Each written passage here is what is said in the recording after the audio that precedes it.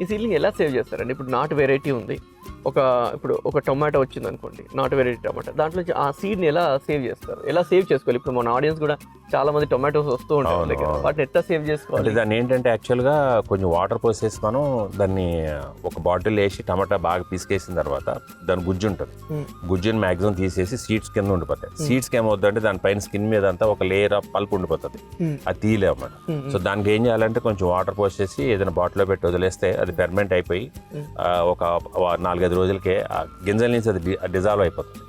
అప్పుడు మనం కొంచెం రబ్ చేసుకుంటూ ఏదైనా స్టీల్ జాలి ఏదైనా తీసుకొని రబ్ చేస్తే అంతా వెళ్ళిపోతే వాష్ చేసేసి మనం దాన్ని ఏదైనా ఆవు పిడకల బూడితో దేంతో అన్న మనం స్టోర్ చేసుకుని డబ్బాలో ఎయిటెడ్ కంటైనర్లు వేసి ఉంచుకుంటే మన నెక్స్ట్ సీజన్ పని చేస్తాయి అనమాట.